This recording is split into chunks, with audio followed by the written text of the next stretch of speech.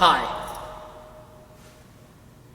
my name is Dr. André Feagin from Central Washington University, and I'm here with Ultimate Drill Book and the BeBandReady campaign with an exercise for drum majors that will help you be band ready for this upcoming year. Today, we're going to take a look at posture and stance for drum majors and its importance on your ability to project a commanding presence, as well as its ability to put you in the best position to be the best physical conductor possible. Every member of the marching ensemble is encouraged to have great posture, but often the drum major is neglected. In your role, you are traditionally the first thing that is seen. As an adjudicator of the marching arts for many years, the evaluation process begins as soon as one can see you, well before the first note is played. So, let's get started. I believe in a natural form and being of the body as you approach movement and as you approach an awareness of yourself. And that begins from the ground up. Think in terms of like a tree that has roots that are deeply rooted into the ground that allows it to grow tall out of the ground. We want to feel that same sensation with the body.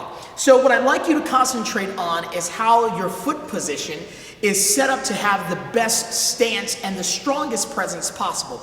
We can start by making sure that the feet are shoulder width apart. This concept, I think, sometimes is overdone. Really understand what it looks like and what it feels like to stand outside of the shoulder versus standing at shoulder width. Shoulder width will allow you to have more strength in the lower body, and it will also increase your mobility to move out of this position.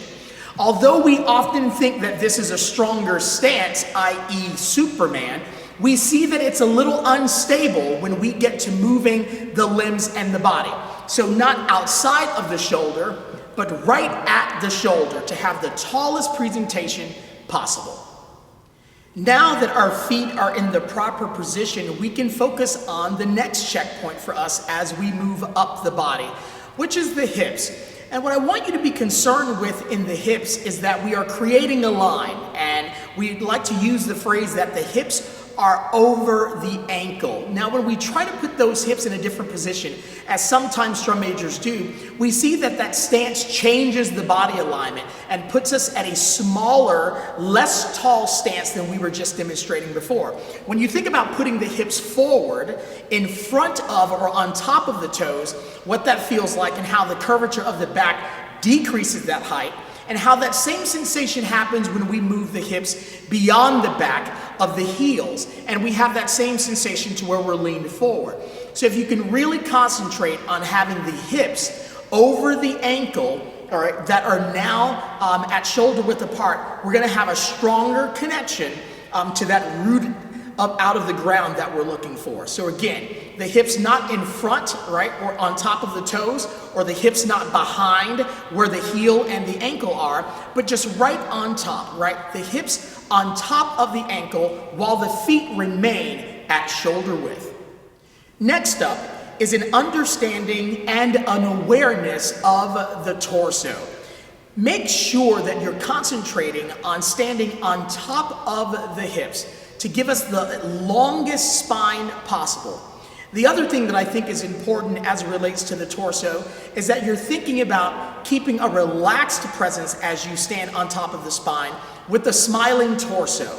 And what I mean by smiling torso is when we allow the shoulders to droop down, we allow there to be a frowning sensation of what the upper body looks like. You want to make sure that we are smiling with that torso. That's going to push that breastplate forward. That's going to allow you to fill up the imaginary space, right? Looking at your sagittal space in terms of how you are built from the front to the back. So again, as it relates to the torso, we want to think about being on top of the hips. We want to think about a smiling torso. And we want to make sure that we are expanding both forward and backwards, utilizing that sagittal space in our surrounding. There is nothing more exciting than when you, the drum major, bring your hands up into conducting position, prepared to bring the first sound. Now, often our conducting positions are accompanied by a lot of physical stress on the body because of that setup. And the last part of our stance really deals with how you're utilizing the limbs as well as the torso to have the most comfortable and full presence possible in your conducting.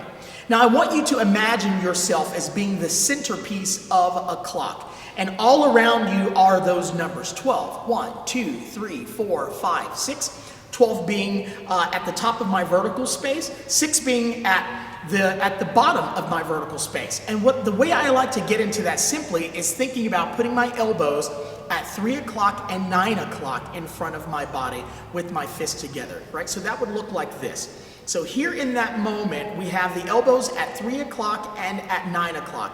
Now, this is not the ideal position that we're in, although that we should be in rather, although I've seen many conducting styles utilize this. And although it's effective, I think that the stress that it puts on the arm is not really conducive to music making or your ability to help time for the ensemble.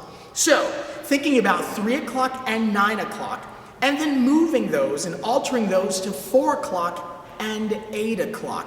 This is going to give you the angle quite similar to what your visual instructors may work with your ensemble on in terms of their horn position and their carriage. So you're wanting to create this triangle. We want to do that as well. So now that the elbows are at 4 o'clock and 8 o'clock, we have an opportunity. This opportunity now requires us to open up the hands to the width of the torso. Now this is really, really important. To the width of the torso. Often we see drum majors commanding a lot of space, and we do that because we feel that we need to take up all of the space for people to be able to see. But because you're on a podium that's traditionally 6 to 9 feet in the air, I think a more stable and relaxed and normal conducting position will help you and be just as effective. So as the elbows are at 4 o'clock and 8 o'clock, we focus our attention on moving the arms to the width of the torso. And what we want to do is we want to expand out to the width of the torso. You'll find that that should be a position where if you would drop your hands to the side, they would simply pass by those seams of your pants. They should just pass by the seams of your pants. And so when we're thinking about how all of those elements combine for ourselves, we have our feet that are firmly planted in the ground at shoulder width apart. We have the hips that are in position to be right over the ankle. We have a torso that is long and lifted and smiling. And then we have the elbows, right, and the arms working in a clock position that are at 4 o'clock and 8 o'clock, with the width of your arms being open as wide as your torso. This becomes a commanding presence for us that I really think brings excitement to the silence and encourages the great musical soundscape that you're going to contribute.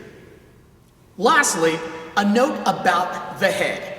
The heaviest part of the body and where it is projected and directed has a dramatic impact on how it influences your body and movement.